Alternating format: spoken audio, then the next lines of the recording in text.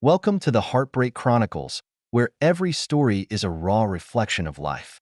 Hit that subscribe button to stay tuned, give us a like to show your support, and share this episode with your friends. Don't forget to leave a comment and let us know what you think. Now, let's dive into today's story. My name is Nathan.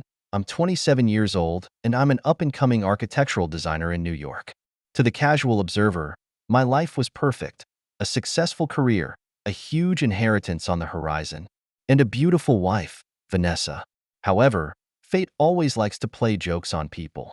It was a dreary Friday and I was getting ready to fly to Los Angeles for an important architectural design show. Before I left, I checked my mailbox out of habit. It was at that moment that my world fell apart. An anonymous email with several photos and recordings attached. The photo shows my wife Vanessa in a close embrace with my best friend and investor Jack. The recordings are even more alarming. Not only did they conspire to take my property, what's even scarier is that they planned to kill me. After I inherit the entire estate at age 32, my hands were shaking and my mind was blank. Vanessa, my beloved wife, editor-in-chief of a well-known fashion magazine. How could you betray me like that? How could Jack, my best friend since college days, turn on me? I forced myself to calm down and decided to stay put for now. I deleted the email and left for the airport as if nothing had happened. On the plane, my mind kept replaying bits and pieces of the past, trying to look for clues. But the truth is, I got nothing. They're so well disguised. Upon arriving in Los Angeles, I attended the design show like nobody's business. But whenever I stood in front of the microphone and spoke eloquently, I struggled violently inside. What do I do? Who can I trust? It was then that an unexpected person gave me hope. Emma, a German girl who interned at our company, quietly approached me. "Nathan, there's something I have to tell you," she said with a scowl that. "I overheard Vanessa and Jack talking. They're plotting against you." I was shocked, but remained calm on the surface. "What did you hear?" Emma hesitated, then said almost exactly the same thing as the anonymous email. Now, I could no longer deny this harsh truth. "Emma, thank you for telling me this." I take a deep breath and, "But what do I do now?" Emma pondered for a moment, then said firmly, "We need to gather evidence and protect yourself. Nathan, I'll help you." And so, beneath the surface of New York's prosperity, I embarked on a difficult journey of self-preservation. Emma became my only ally as we carefully gathered incriminating evidence on Vanessa and Jack. Every day, I have to pretend like I don't know anything, and I'm in the same room with Vanessa. The ordeal almost broke me, but I knew I had to be strong, not only for myself, but also for my late parents. They left me not only great wealth, but a love of life and the pursuit of justice. I can't let them down. With Emma's help, we gradually got more and more evidence. Recordings, videos, bank records. Each one was like a sharp knife cutting into my once beautiful marriage. But at the same time, the evidence has opened my eyes to the reality that gave me the strength to face the coming storm. Just as I was about to take action, Emma gave me a piece of advice. "Nathan, we need a reliable lawyer. I hear there's a lawyer named Henry who is very good and has a lot of integrity. Maybe he can help us." And so, under the glittering lights of New York, I set out to find justice. I don't know what lies ahead for me, but I do know that I am no longer alone. With Emma by my side, I felt a warmth and strength I hadn't felt in a long time. The skies of New York are still cloudy, but I am confident that the sun will eventually break through the clouds. Henry, the solicitor recommended by Emma, was even better than I expected. When we first met, his sharp gaze seemed to pierce through any lie. I presented all the evidence to him, and he studied it carefully with a winning smile on his face. "Nathan, you've got a tough case, but it's not hopeless," Henry said. "We need to be careful not to spook anyone." And so, with Henry's guidance, I embarked on a well-planned legal battle. Every step must be taken with caution, because it's not just Vanessa and Jack we're dealing with, and the vast network of power that may exist behind them. However, even with Henry's support, I was still suffering inside. Late at night, those once sweet memories always come to me uninvited, making me almost break down. Just then, Henry's wife Olivia shows up. Olivia is a counselor, and her gentle but firm gaze gave me great comfort. Nathan, what you're going through is so heartbreaking, she said softly, but remember, it's not your fault. You have the right to feel angry, to feel sad, but don't let those emotions consume you. With Olivia's help, I began to learn how to deal with my emotions, how to maintain inner peace in this storm. She taught me to meditate and how to find inner strength in the midst of stress. Henry and Olivia's daughter, Lily, a spunky little girl. It has also become a ray of sunshine in my life. Every time I see her innocent smile, I am reminded that there are good things in life. In the meantime, Emma has been by my side. Not only did she help me gather evidence, but she also gave me support and encouragement when I was at my most vulnerable. Slowly, I found myself relying on her presence and even looking forward to seeing her every day. Nathan, are you okay? Emma asked softly one day. We were in the middle of organizing new evidence when I suddenly wandered off. I smiled bitterly and shook my head. I wonder what I'd be like now without you guys. Emma, thank you. Emma's face flushed slightly. It's nothing, Nathan. We're friends, aren't we? It was at that moment that I suddenly realized that my feelings for Emma may have gone beyond friendship. But then I felt a pang of guilt and fear. I'm not officially divorced. Am I entitled to love another person? Can I believe in love? Seeming to see my struggle, Emma gently took my hand in hers. Nathan, don't put too much pressure on yourself. The most important thing we can do right now is focus on the lawsuit at hand. The rest can take its time. Her words warmed my heart.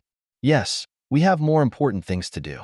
I can't let Vanessa and Jack get away with this, and not just for my own sake, and for all the innocents who might be their next target. With Henry's careful preparation, we finally get to the court battle. When I stood in that courtroom, facing Vanessa and Jack, I felt a surge of strength I had never felt before.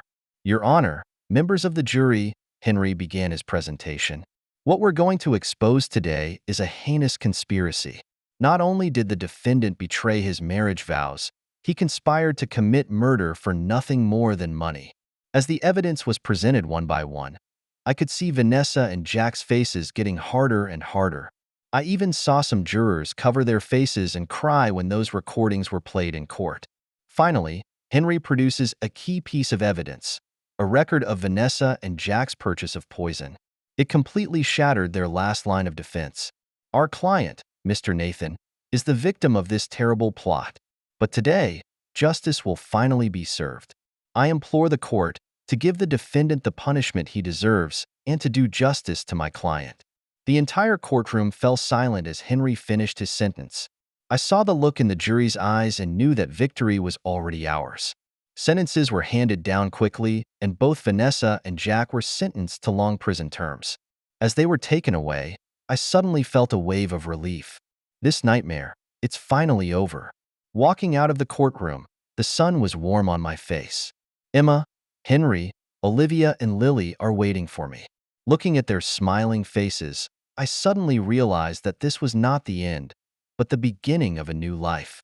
Nathan, you did it, Emma whispered, tears glistening in her eyes. I took a deep breath and felt the emotions welling up in my chest. Yes, I did. Not only did I overcome those who wanted to hurt me, more importantly, I conquered my inner fears and doubts. Thank you, each and every one of you, I said, my voice catching a little in my throat. I couldn't have gotten this far without you guys. Olivia patted me gently on the shoulder. Nathan, remember, this is just a new beginning. You have a long way to go, but I'm sure you'll find your own happiness. Looking into Emma's bright eyes, for the first time I allowed myself to imagine a bright future. Maybe, after all that I've been through, I can finally start over and go after true happiness. After the court storm died down, I felt a wave of unprecedented relief, but at the same time I was a little confused. The city of New York held too many painful memories, and I needed a fresh start.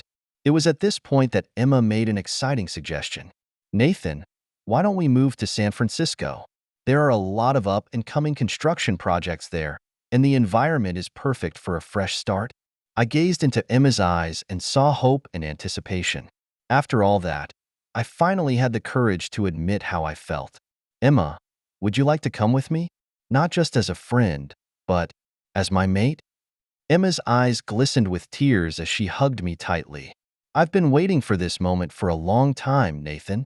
And with that, we embarked on our journey to San Francisco. Henry helped us with all the legalities and Olivia gave us a lot of psychological building advice. And little Lily insisted that we come back to see her often. The day we arrived in San Francisco, the sun was shining brightly, and the Golden Gate Bridge glittered in the distance. We found a small apartment on Nob Hill overlooking the city. Standing on my balcony, looking out over the bay in the distance, I felt a sense of inner peace and hope. Nathan, what are you thinking? Emma asked softly, wrapping her arms around me from behind. I'm thinking that maybe it's time to realize the dream my father and I had. I turned to face her and, starting an architectural design firm that really cares about the environment. Emma's eyes lit up. That's great. I can help you with the company's finances. And so, in the land of opportunity that is San Francisco, our new lives and careers took off at the same time. We named our company Green Future Designs, specializing in environmentally friendly and sustainable architectural design. The early days of the business were not easy, and we often worked late into the night. But whenever I feel tired, I only need to see Emma's determined eyes to be remotivated. We support each other and grow together, not only in our careers but also in our relationships. Finally, with our tireless efforts, the company started to get on track. Our first big project was the design of a headquarters building for a technology company. Not only did this program functionally meet the needs of the client, it also sets new industry standards in environmental protection. The day the project was completed, I stood in front of the building and watched our design come to life, and the heart is full of pride. Emma stood beside me, holding my hand tightly. Nathan, your father would be so proud of you, she whispered. I nodded, tears in my eyes. Yes, I have finally realized my father's dream and found my own path in life. Just as the company was thriving, Emma surprised me. That day, she mysteriously dragged me to her house and pulled out a small box. Nathan, open it. I opened the box and inside was a tiny pair of baby shoes. I froze, then jerked my head up to look at Emma. You mean, we're going to be parents? Emma smiled and nodded her head, happy tears shining in her eyes. I excitedly picked her up and spun her around, then carefully set her down. Be careful not to hurt the baby, Emma said with a smile. 9 months later, our son Oliver was born. As I held this little life for the first time, an unprecedented sense of responsibility and happiness filled my heart. I look at Emma's tired but happy face and my heart fills with gratitude. Thank you, Emma, I whispered, for giving me a home. Just as we were basking in the joy that comes with a newborn, I received an unexpected phone call. It's Vanessa calling from prison. Nathan, her voice sounded much older. I know it's not my place to interrupt but I gave birth to a daughter. I froze, not knowing how to respond. I'd like you to adopt her, Vanessa continued and, with a sob in her voice, I know I made an unforgivable mistake, but she's innocent. I want her to have a good family. After hanging up, I told Emma about it. To my surprise, Emma agreed without the slightest hesitation. Nathan, every child deserves to be loved, she said firmly, and we can afford to give her a happy home. And so it was that shortly after Oliver was born, we welcomed little Sophia. Even though she wasn't our biological child, we gave her the same love. Watching Oliver and Sophia grow together fills my heart with gratitude and happiness. Over time, our family and business have grown steadily. Green Future Designs has become one of the most recognizable names in San Francisco and the entire West Coast. Environmentally friendly architectural design firm. Not only have our programs won several awards, but more importantly, they truly contribute to environmental protection. Whenever I stand on the Golden Gate Bridge and watch the sun set, I am reminded of those difficult times. But now, those painful memories no longer hold sway over my emotions. I've learned to appreciate every moment in life and cherish everyone around me.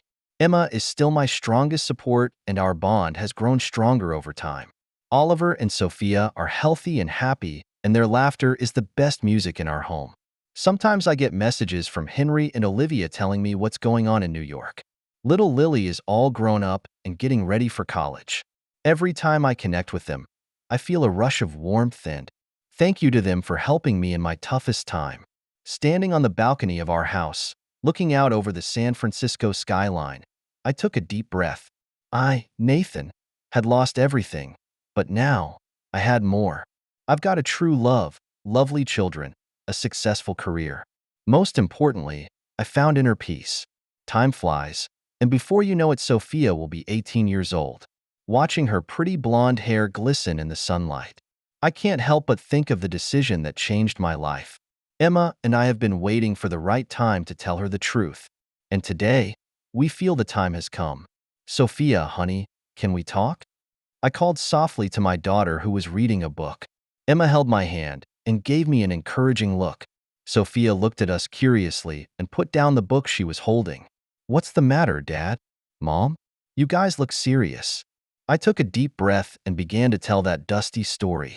I told her about Vanessa, about that terrible conspiracy, and how we finally decided to adopt her. I tried to keep my tone calm, but it was still hard to fully hide the pain I felt inside. Sophia listened quietly, mixed emotions flashing in her eyes. When I finished, the room fell silent. Finally, Sophia spoke, her voice shaking a little. So, I'm not your biological child? Emma immediately stepped forward and hugged her. Honey, you are our child. Blood doesn't determine everything. What matters is how much we love you. I join in the hug. Sophia, you are the best gift God has ever given us. No matter what happens, you will always be our daughter. Tears welled up in Sophia's eyes, but she quickly wiped them away and a strong smile appeared. Thank you for telling me the truth. I need some time to digest this information. We respected Sophia's decision and gave her space to be alone. The next few days were a little heavy in the house. Sophia became quiet and was often alone. Emma and I were worried, but we knew she needed time. One evening a week later, Sophia came into my study. Daddy, I want to meet my real mother, she said firmly. I felt a pang of discomfort, but nodded. If that's your wish, we'll arrange it. And with that, we embarked on our journey back to New York. Henry helped us set up a meeting with Vanessa. As we stood outside the prison parlor, I felt a pang of unease and resistance. Emma squeezed my hand gently, giving me strength. Vanessa is much older than I remember. There was a flash of surprise and joy in her eyes when she saw Sophia. Sophia, she called softly, a tremor in her voice. Sophia hesitated, then stepped forward. Hello, Vanessa. I noticed that Sophia didn't call her Mom and felt a small sense of relief. I watched them recognize each other with mixed feelings. Vanessa sheds a tear of remorse and apologizes to Sophia. Tells of all the years of remorse and longing. But I could sense that Sophia kept her distance. What makes me proud is that Sophia shows maturity beyond her years. She listened calmly to Vanessa and then said, Thank you for telling me this. I don't hate you, but I can't say I completely forgive you either. I wish you well, but my parents are Nathan and Emma. Vanessa looks both lost and relieved, and can only nod softly. After leaving the prison, Sophia offered to hug Emma and me. Thank you. You will always be my favorite parents. This experience has brought our family closer together. Sophia seems to have found a new purpose in life and has decided to study law. I hope that in the future it will help victims like me to assert their rights. Upon returning to San Francisco, I began to reflect on the experience. I realized that while I can't really forgive Vanessa and the others who have hurt me, but for Sophia's sake, I need to maintain a polite but detached relationship. With Emma's support, I decided to face the past in a more positive way. I became involved in some legal aid programs for victims. Through my experience, I hope to help them assert their rights and rebuild their lives. One day I got a letter from Vanessa. In her letter, she again apologized and asked if she could keep in touch with Sophia occasionally. A wave of discomfort washed over me as I looked at the letter. But considering Sophia's feelings, I decided to honor her choice. Sophia, I handed her the letter. It's your choice. If you want to stay in touch with Vanessa, your mom and I will support you. But remember, you don't owe her anything. Sophia read the letter carefully and then said, "Thank you, Dad. I think I'll write to her once in a while, but that's about it. My home is here with you." I feel both proud and relieved. Emma saw this and gave me a warm hug. What a mature daughter we have raised. Year after year, our family and business have grown steadily. Oliver has already started to take over some of the company's operations, showing amazing talent. Sophia has risen to prominence in the legal field, often providing legal assistance to the underprivileged. Whenever I stand in front of the buildings we've designed and look at how they've changed the face of the city, I feel a deep sense of satisfaction when I contribute to environmental conservation. It's not just a business, it's a mission. One day I received an unexpected visitor, Jack. He had served his sentence and looked much more haggard. He came to apologize and ask for forgiveness. Complicated emotions swirled inside me as I faced my former best friend and betrayer. I took a deep breath and said calmly, "Jack, the past is the past. I won't forget, and I can't quite forgive. But for the sake of our respective lives, we can remain polite. I wish you all the best for the future." Jack looked both disappointed and relieved and left with a slight nod. That night, Emma and I sat on the swing set in the backyard and looked up at the star-filled sky. "You know, Emma," I said softly, "after all this, I've finally realized something." "What is it?" Emma asked softly, leaning over my shoulder. "True power does not lie in total forgiveness or total hatred. Rather, it lies in protecting oneself while not allowing the shadows of the past to completely dominate the present and the future." Emma smiled and kissed me. "You're right. We've come a long way and we're going to keep going. Yes, our journey continues. I may never be able to fully forgive those who have hurt me, but I learned how to make peace with the past and how to keep my distance without being consumed by hatred. And most importantly, I have Emma by my side and our children. It's enough to have this love of life and work. I, Nathan, have experienced the pain of betrayal and tasted justice served. But in the end, I realized that the real victory lies in living the life I want to live and not being defined by the past. It has given me a new lease on life and made me a stronger person.